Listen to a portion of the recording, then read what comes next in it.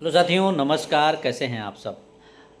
आप लोगों को 2 दिन से कोई अपडेट नहीं मिल रहा था कि एसटीईटी को लेकर के कि क्या हो रहा है क्या नहीं हो रहा है। जैसे कि कल छात्र नेता भी और विद्यार्थियों के बीच में कल मीटिंग भी हुआ था, और उस पर क्या मीटिंग हुआ है उस पर तो बातें बाद में करेंगे। लेकिन अभी मैं आपको बताऊं कि जो अपडेट ये आंसर की को लेकर के आप लोग कह रहे हैं कि सर आपने कहा था कि 6 तारीख तक 7 तारीख तक आंसर की आ जाएगी।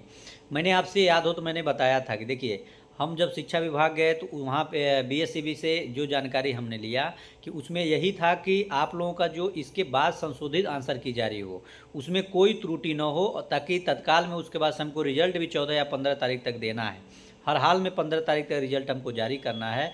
तो इन त्रुटियों को बचाने के लिए अगर 1-2 दिन इधर हम लोग समय भी अगर लगाते हैं तो उससे कोई दिक्कत नहीं होनी चाहिए। और सबसे महत्वपूर्ण बात विद्यार्थियों को ये है कि क्या हमारे नंबर कम होंगे या बढ़ेंगे, कैसे क्या करें।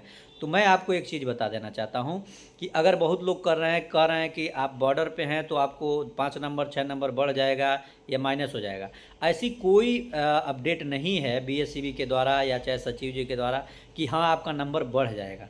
आपका नंबर अगर कम है, अगर आपका जो संशोधित आंसर की जारी होगा उसमें अगर आपका नंबर बढ़ता है तो बढ़ेगा। अच्छा, नॉर्मलाइजेशन की प्रक्रिया की जो बातें हैं, नॉर्मलाइजेशन की कैटेगरी में अगर आप आते हैं उस पर मैं बाद में बात कर लूँगा कि कौन लोग नॉर्मलाइजेशन की कैटेगरी में शामिल होंगे कौन नहीं होंगे, उस पर हम लोग बातें कर लेंगे। लेकिन अगर नॉर्मलाइजेशन की स्थिति में अगर आप आते हैं तभी आपका नंबर बढ़ सकता है या घट सकता है।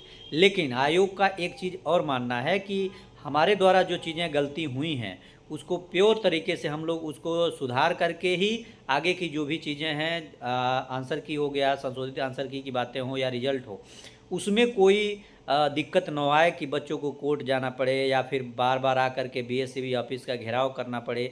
इन सभी खामियों से बचने के लिए आयोग के 1-2 दिन का जो विलम्ब हो रहा है उसको लेकर के आंसर की जारी करने में दिक्कत हो रही है।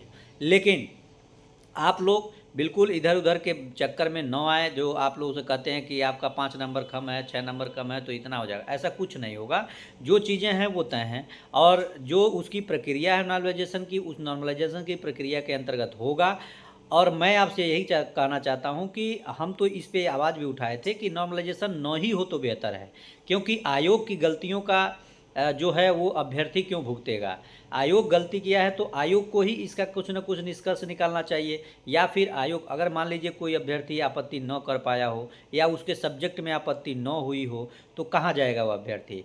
वो आपत्ति उनके सर्वर की वजह से या पेमेंट की वजह से जो 50 रुपया प्रति क्वेश्चन रखे, उसके बाद 61 रुपया कटा, उसके बाद 5 क्वेश्चन पे 250 रुपये की बात हुई, लेकिन 5 क्वेश्चन से अधिक भी आपत्ति करने पे 61 रुपये के हिसाब से जो भी इसमें कटा, तो उसका जिम्मेदार तो सिर्फ और सिर्फ आयोग है।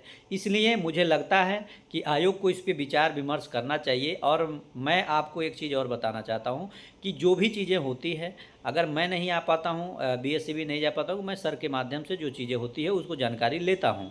कहीं न कहीं कुछ भी चीज़ आपको पता ही है कि सर आपके बिहार के शिक्षा विभाग के डायरेक्टर रहे हैं, तो कहीं न कहीं कुछ चीज़ें ऐसा होता है कि जो जानकारी बिना गए भी मिल जाती है। तो इस पे भी बातचीत चल रहा है कि बहुत ज़्यादा नॉर्मलाइजेशन में आप लोगों का नुकसान नहीं होगा।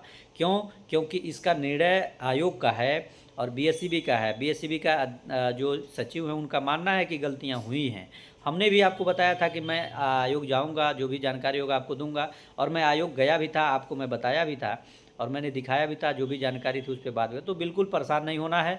2 से 3 दिनों में आपके बीच में ज़रूर एसटीईटी का जो है संशोधित आंसर की जारी हो जाएगा, मिल जाएगा, और उसके बाद 15 तारीख तक आपका रिजल्ट होगा। लेकिन आप लोग ये बिल्कुल मत परेशान हो, अगर आपके सब्जेक्ट में अगर कोई भी आपत्ति किया होगा तो उसका आपको आंसर मिलेगा, उसका आपको सही जवाब मिलेगा अगर आप भी उसके दायरे में आते हैं तो। अगर आप मान लीजिए बीएसईबी का आपने अपडेट किया, कोई विद्यार्थी कहता है बी मेरा सही है, आप ए जवाब दिए हों और बीएसईबी बाद में बी मानता है, तब वहाँ पे आपको उसका सही आंसर नहीं मिल सकता, उसका नंबर नहीं जुड़ेगा।